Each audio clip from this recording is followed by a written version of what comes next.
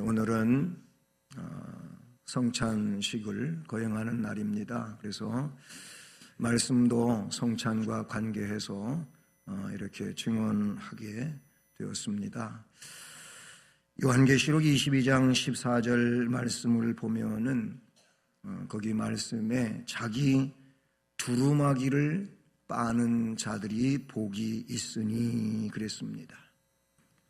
자기 두루마기를 빠는 자들이 복이 있는데 그들이 그 두루마기를 빤 자들이 생명나무에 나아가며 그리고 문들을 통하여 성에 들어갈 권세를 받게 하려 함이니 아멘. 그렇게 말씀하고 있습니다.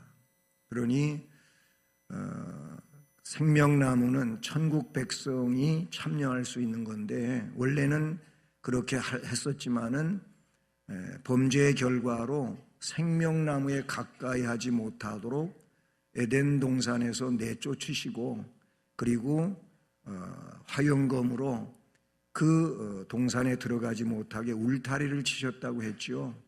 낙원이 상실됐어요, 죄 때문에.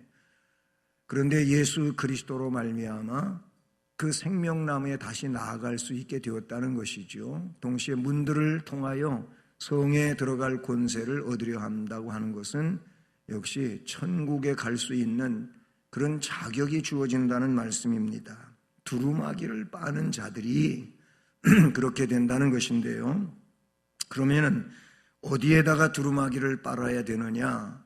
그 답도 요한계시록에 나오는데 요한계시록 7장 14절로 17절 말씀에 보면은 이는 큰 환난에서 나오는 자들이라 했어요.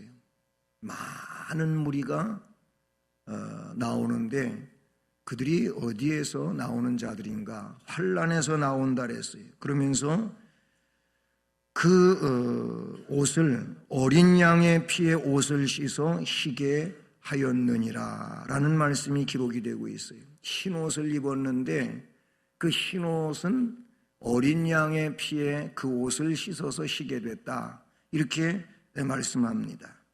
두루마기를 어린 양의 피에다가 씻어 흰 옷이 됐고 그런 사람들은 생명나무에도 참여하고 성에도 들어가는 권세를 얻는다고 말씀하십니다. 출애굽기 12장 21절로 23절에 보면은 이스라엘 백성이 이 히브리 민족이 애굽에서 하나님의 은혜로 모세의 지도 아래 출애굽을 하게 되죠. 근데 출애굽을 하기 직전 상황에서 애굽의 10번째 재앙이 임하게 되는데 그 10번째 재앙이 뭐냐면은 장자가 죽는 재앙입니다. 이스라엘 백성들에게는 장자가 죽지 않도록 생명이 지켜지도록 하나님께서 사인을 하라고 사인이 무엇인지를 알려주십니다. 그건 뭐냐면은 어린 양을 선택해가지고 이제 무교병과 함께 그 양고기를 먹는데 그 양을 잡게 되면 피를 받지 않습니까? 그 양피를 양푼에 받아가지고 우슬초라고 하는 풀로 묶어서 이걸 붓처럼 사용하라는 건데 그 양푼에 담겨진 피에 이 우슬초 묶음을 적셔가지고 문 인방과 좌우 설주에다가 피를 바르라 그랬어요. 그러면 그 피칠이 되어 있는 집에는 장자가 죽는 죽음의 재앙이 임하지 않는다 알려줬어요. 그래서 모세는 지시받은 대로 이스라엘 히브리 민족들에게 다 얘기해 줬고 그래서 히브리 민족들은 하나님의 말씀대로 믿음을 갖고 그 일을 시행합니다. 그런데 그 밤에 그 피가 칠해져 있는 집에는 장자가 죽는 죽음이 임하지를 않았고 그렇지 않은 집, 피칠이 되어 있지 않은 집에는 장자가 죽는 재앙이 하나도 빼놓지 않고 다 임했다고 그래서 바로의 장자까지도 죽는 이런 비극이 벌어지게 됩니다. 거기 말씀에 죽음의 재앙이 넘어가는 집이 누구냐면 그런 집은 다름 아닌 어린 양의 피가 뿌려진 집이라고 말하고 있어요. 애굽 사람들에게 재앙을 내리려고 지나갈 때에 문 인방과 좌우 설주의 피를 보시면 여호와께서 그 문을 넘으시고 멸하는 자에게 너희 집에 들어가서 너희를 치지 못하게 하실 것임이니라. 아멘. 예수 그리스도의 보혈 나타내 주고 있는 그런 예표적인 말씀인 것이지요. 그러므로 예수 그리스도의 보혈은 능력입니다. 능력입니다. 찬송가 259장의 찬송은 예수 십자가에 흘린 피로써 이런 찬송이에요. 예수 십자가에 흘린 피로써 그대는 씻기어 있는가, 더러운 죄 회개하는 능력을 그대는 참 의지하는가. 후렴 다같이 예수의 보혈로 그대는 씻기어 있는가, 마음속에 여러 가지 죄악을 깨끗이 씻기어 있는가. 아멘. 거기도 찬송의 가사들은 말씀에 근거해서 예수님 십자가에서 흘려주신 보혈로서 그대는 씻기어 있느냐, 보혈을 믿느냐, 보혈로 죄 씻음을 받음을 믿느냐, 그런 얘기예요. 더러운 죄 회개하는 능력을 그대는 참 의지하고 있느냐, 예수의 보혈로 그대는 씻기어 있는가, 마음속에 여러 가지 죄악이 깨끗이 씻기어 있는가. 보혈을 찬송하고 있어요. 보혈로 마음의 죄, 삶의 죄, 모든 죄는 씻어진다고 말씀해 주고 있어요. 저는 예수를 초등학교 3학년 때부터 믿었습니다. 그러다가 한 초등학교 5학년 여름 성경학교 때쯤 성경학교에서 참여하며 공부를 했고 그랬어요. 그때는 성경학교가 월요일서부터 토요일까지 하고 주일날에는 또 성경학교에 이은 발표회도 있고 그랬어요. 근데 그때는 성경 배운 거 시험 학교에서 한 것처럼 시험을 봤어요. 그리고 잘 점수를 받은 아이들에게는 상을 주고, 그리고 성경학교 동안에 배운 찬송들 그 노래 자랑도 있었고, 그리고 동화 구연대회도 있었고, 하여튼 이런 대회들이 있었어요. 근데 시험을 봤어요. 시험 문제에 이런 문제가 나왔습니다. 우리의 죄는 무엇으로 깨끗하게 씻을 수 있나요? 이런 문제가 나왔어요. 그런데 거기에 보기, 답으로 제시하고 있는 것이 4가지가 나와 있는데, 잿물, 비누, 깨끗한 많은 물, 예수 그리스도의 보혈, 이렇게 나왔어요. 여러분도 답을 아시겠지요? 그런데 그 문제만큼은 제가 알기로는 그때 성경학교에 참여해서 공부한 학생들이 다 맞았어요. 왜냐하면 여러분, 잿물로 죄를 씻을 수가 없어요. 빨래는 할지라도. 그리고 비누로도 빨래로 세탁은 할 수 있어도 죄는 씻을 수가 없어요. 많은 깨끗한 물이 죄를 씻을 수 있다면은 산속에 들어가서 목욕하고 나오면 죄 다 씻어지겠지요. 그런데 안 되잖아요. 우리의 죄는 오직 예수 그리스도의 십자가의 보혈로 씻을 수 있는 줄로 믿습니다. 이 믿음을 가지고 있는 사람들이 예수를 구세주로 믿는 자들이고 진정한 그리스도인, 기독교인인 줄로 믿습니다.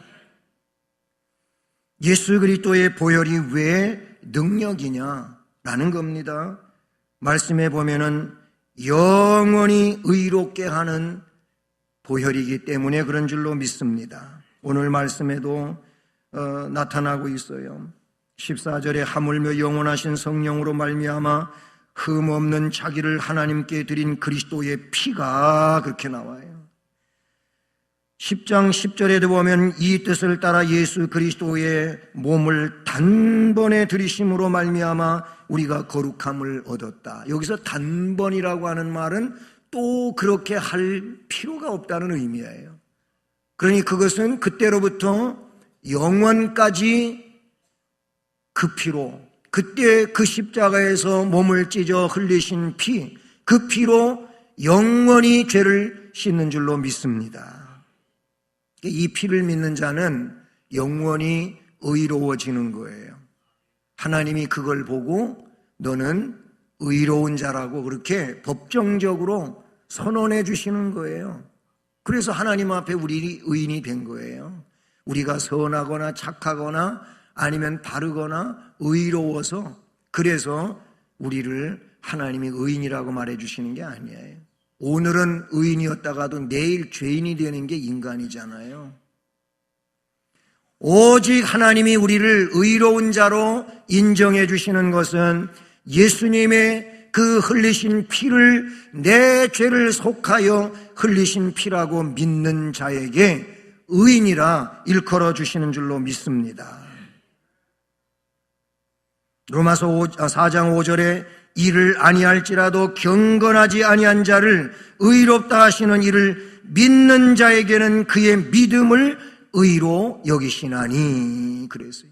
그리고 하나님이 의롭다고 하신 자는 누가 정죄할 수가 없어요. 사람이 아무리 그 사람을 저 사람은 죄인이고 저 사람은 엉터리로 살고 있고 그렇게 말한다 할지라도 하나님이 그 하나님의 법정에서 의인이라고 인정하셨다면은 누구도 정죄할 수가 없어요. 그러니 이거야말로 능력이 아니고 무엇이겠습니까? 동시에 예수 그리스도의 보혈은 사죄의 은총으로 우리의 심령을 평안하게 해주기 때문에 능력인 줄로 믿습니다. 보혈을 온전히 인정하고 믿으면은 심령에 평안을 가져와요. 보혈을 믿지 못하고 율법적 조항에 시달리면서 사죄의 은총을 알지를 못하고 자꾸 양심이 평안치 못한 이런 사람들이 있어요. 이 사람들은 율법적 신앙인들이에요. 이미 나의 과거와 현재와 미래의 죄를 위해서 주님이 피를 흘리셨어요. 물론 그렇다고 해서 회개는 안 해도 된다는 말이 아닙니다. 분명 성경은 예수 그리스도의 보혈을 믿는 자들에게 살면서 일상적인 삶 속에서 짓는 죄들을 회개할 것을 말씀하고 있지요. 그래서 두루마기를 빠는 것도 보혈을 믿고 회개하는 삶의 하나라고도 볼 수가 있는 것이지요. 어쨌든 주님의 사죄의 은총을 받은 자는 심령이 평안합니다. 오늘 말씀에 그래서 영원하신 성령으로 말미암아 흠없는 자기를 하나님께 드린 그리스도의 피가 어찌 너희 양심을 죽은 행실에서 깨끗하게 하고 살아계신 하나님을 섬기게 하지 못하겠느냐. 양심까지도 깨끗하게 해주는 게 사죄의 은총인 줄로 믿습니다. 그래요. 그래서 보혈을 믿으면 양심에 평안이 온다 그런 얘기. 하나님의 주시는 평안인 줄로 믿습니다.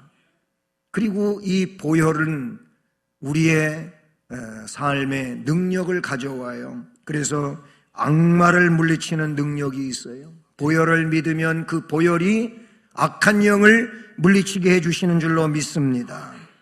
그래서 계시록 12장 11절에 우리 형제들이 어린 양의 피와 자기들이 증언하는 말씀으로써 그를 이겼으니 사탄을 이겼다는 말입니다. 어린 양의 피 그리고 그를 증언하는 말씀 때문에 이 악한 영을 이겼다고 말씀해 주고 있습니다. 우리는 우리의 힘으로 악한 영 마귀를 이길 수가 없어요. 그러나 보혈 아래 있는 자들은 그 보혈이 이것을 이기고 승리하게 하실 줄로 믿습니다. 그런가 하면 보혈은 화평하게 하시는 능력이 있어요. 이미 앞에서도 양심의 평안을 이야기했습니다마는 에베소 2장 13절 말씀에 보면 전에 멀리 있던 너희가 그리스도 예수 안에서 그리스도의 피로 가까워졌느니라. 중간에 막힌 담을 없애고 둘이 하나가 되게 해주셨다. 무엇이? 예수 그리스도의 피가, 그 보혈이 그렇게 하셨다 그랬어요. 그래서 하나님하고 화평할 수 있게 해주셨어요. 이게 보혈의 능력인 줄로 믿습니다. 또한 보혈은 우리에게 응답을 받게 하는 능력이 있습니다. 요한일서 3장 21절과 22절을 보면 사랑하는 자들아 만일 우리 마음이 우리를 책망할 것이 없으면 하나님 앞에서 담대함을 얻고 무엇이든지 구하는 바를 그에게 받나니 그랬어요. 기도의 응답을 받는 자들은 보혈의 능력을 믿는 자들인 줄로 믿습니다.